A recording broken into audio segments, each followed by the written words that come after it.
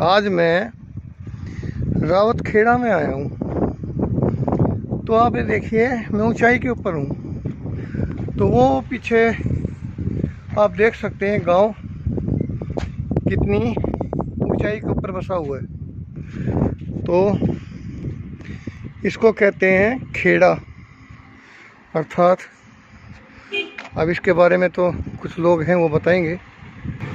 अब हम निचाई की तरफ चल रहे हैं। तो ये देखिए, इसको देख के कई बार ऐसा लगता है जैसे शिमला वगैरह पहाड़ी क्षेत्र में जाते हैं तो वहाँ के गांव शहर जो है ऐसे ही बसे हुए हैं।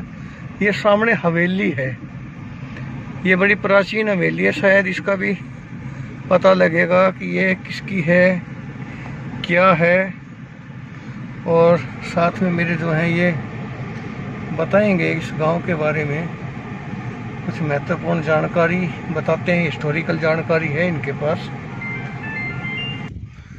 तो ये सुरजाराम जी हैं, इनका जो कहना है ये किसी सेठ की हवेली है। कितनी विशाल हवेली रही होगी ये, और जहाँ तक अनुमान है 200 साल 100-200 साल से भी पुरानी हो सकती है। क्या नाम था साहब उनका?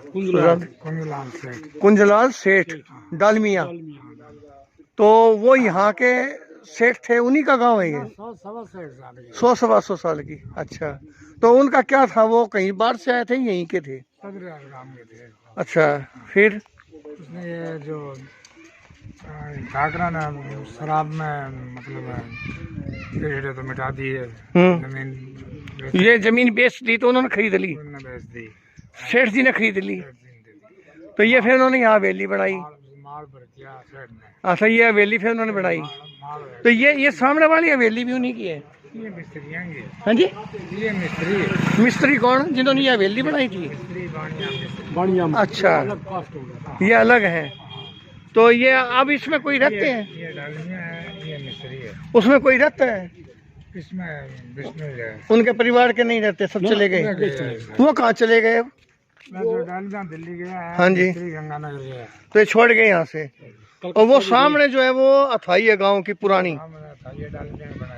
अच्छा, गांव में जो अथाई सिस्टम होता था पुराना, वो है चौपाल जिसको बोलते हैं वो। तो यहाँ एक मंदिर भी है ये, यहाँ पर ये जो है, इसके बारे में कुछ बताइए। बिश्नोई मंदिर है। तो ये पुराना गांव राजपूतों का, ठाकुरों का, उन्होंने बेच दिया बनियों को, और गांव में मंदिर है बिश्नोइयों का। तो नहीं, पहले ये 84वां धाम है। तो ये 84वां धाम है।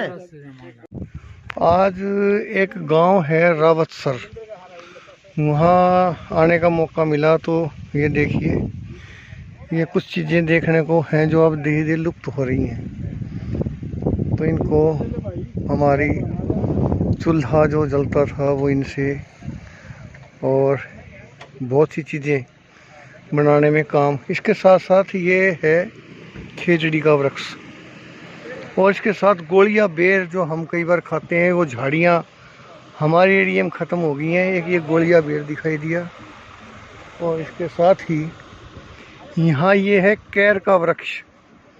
कैर, खैर नहीं, कैर। ये झाड़ी होती है कैर की, कभी हमारे हांसी के आसपास बहुत होती थी। और इनके ऊपर गोल गोल वो लगा हुआ है, जैसे यहाँ ये दिख रहा है एक। तो ये होता था, इसके जो फूल होते थे उनको खाने को। ये कैर है जिसको टींट भी बोलते हैं। इसका अचार डलता है, सब्जी डलती है। वो ऊपर लाल लाल है, बड़ा मीठा होता है। पकने के बाद कच्चा होता है, जिसका अचार भी बनता है, सब्जी बनती है। और ये लकड़ी, जब बड़े वृक्ष हो जाते थे तो इनकी लकड़ी बहुत काम आती थी, क्योंकि इसमें घुन नहीं लगता।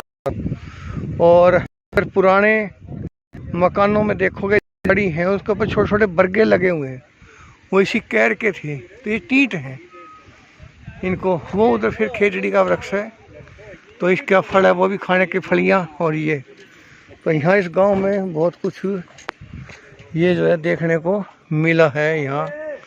तो अभी भी कुछ चीज़ें हमारे गांव देहात में मिल जाती हैं। और ये ऐसे, ये भी बनावट। और ये पूड़ी है बाजरे की, ये ज्वार बाजरे की है।